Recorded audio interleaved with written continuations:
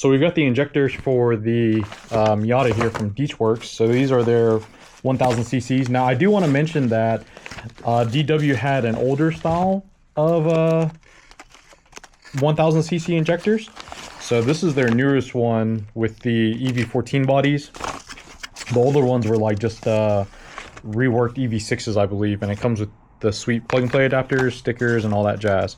So we're gonna go ahead and get these installed, and then hopefully we can get the Miata to actually start and run on its own.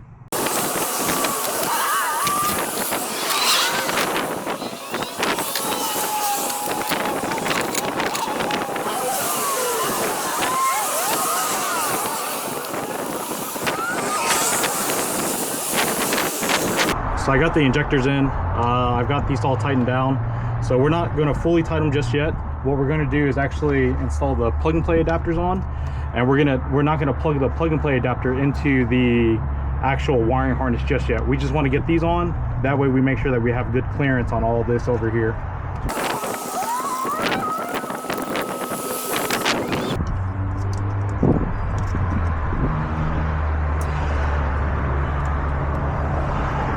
Okay, the injectors are in. We're gonna go ahead and now we're gonna go tighten everything up.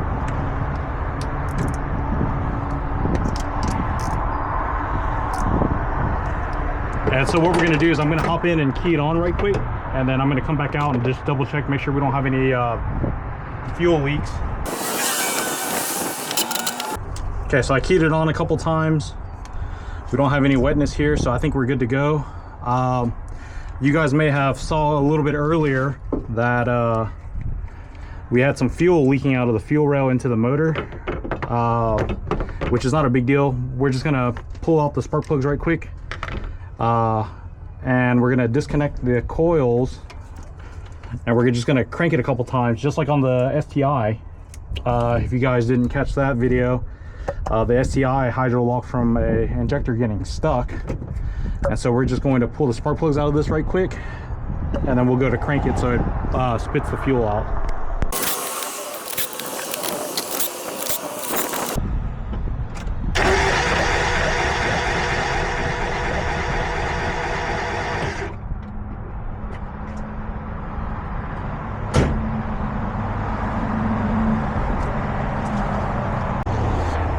Okay, so now that we've got the injectors installed and the coolant bled, or not the coolant, but the fuel pushed out of the cylinder and wrapped back up, we've got to put in some injector data here for the Mega Squirt stuff.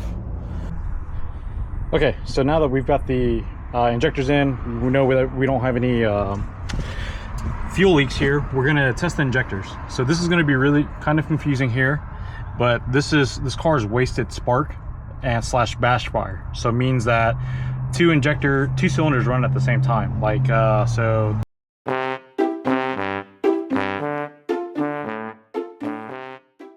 this will be 2 and 4 and 1 and 3. So before, the other day, we only got this one injector working.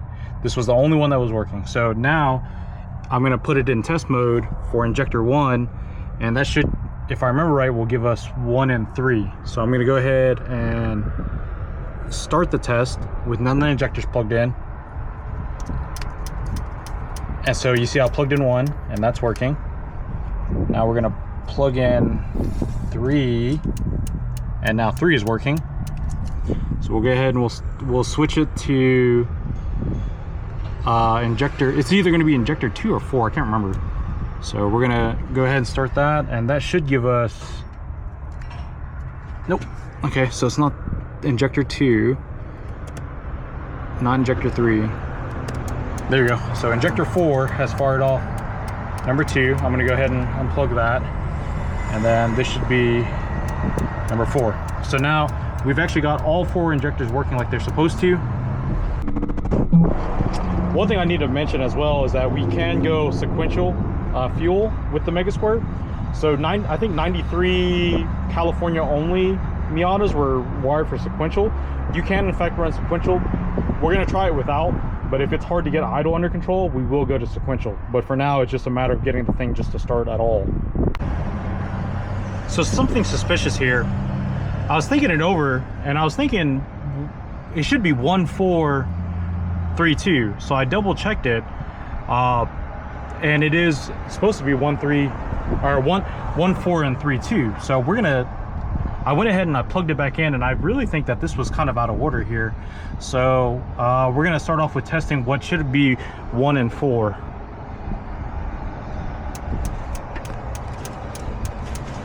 So that's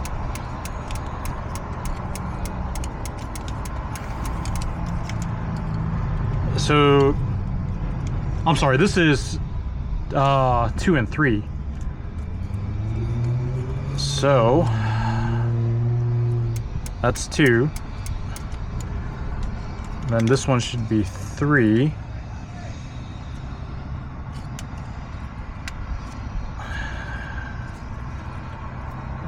That's weird.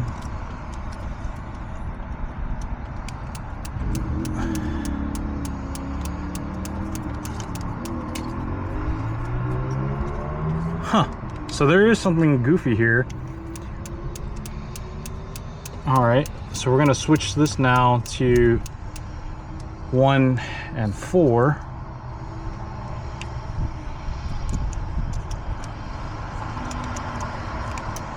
That's 1.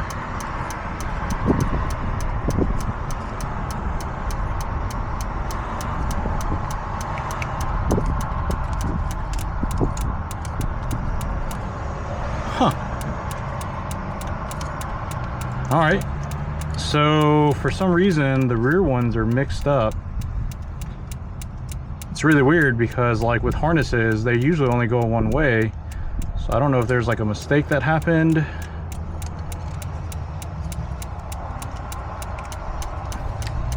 Oh, regardless, we know that the injectors weren't working, but they're working now. But it's weird because if you look at this harness, this is the rearward one, which you would think is number 4. And this is the front one, which is number 3. But in actuality, I guess it's backwards. I guess I don't know, whatever. So we figured it out. That's a big plus. Okay, so we got the NGK plugs in. We're just gonna drop these guys in. We'll go ahead and tighten it down, get it all prepped up, and hopefully we'll actually get it to start this time. So let me go ahead and tighten these down and torque them all down. And then we will get started on trying to get this thing to fire again. All right, so we got injector working, but still no start.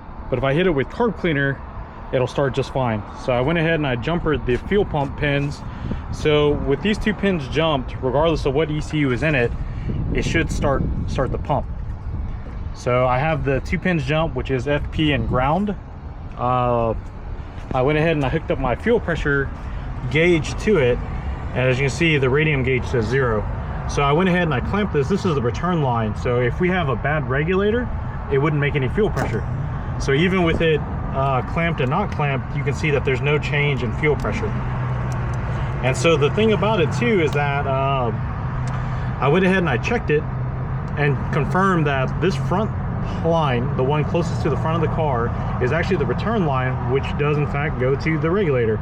Then on this side it is the feed. The rear one goes to the front of the rail. So all that is good. Customer says that it's got a new fuel pump in it, but clearly it doesn't have any fuel pressure. Okay, so I moved the panel for the fuel pump here, and with the key on, you guys can hear it buzzing.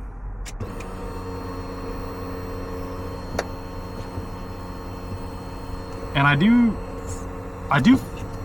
feel it buzzing, but I don't know if it's actually moving any type of fuel, because again, like I said, in the front here,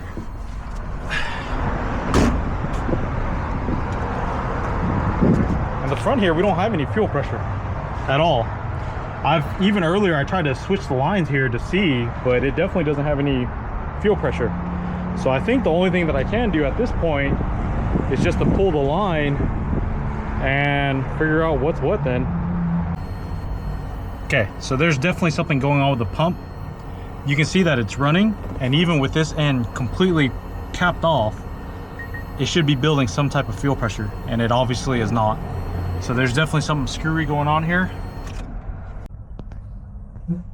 Just to be on the safe side, I switched the fuel line around, and I've got it capped off with my finger. And as you can see with the key on, it doesn't build any fuel pressure. Look at that. So I wanted to test one thing out just to be on the safe side here. I just wanted to make sure that the pressure gauge actually worked. So I've got my finger, I got my hand holding this hose here capped off. So you can see the gauge is moving. So we know for a fact that the gauge is good. So it's definitely something with that fuel pump of his.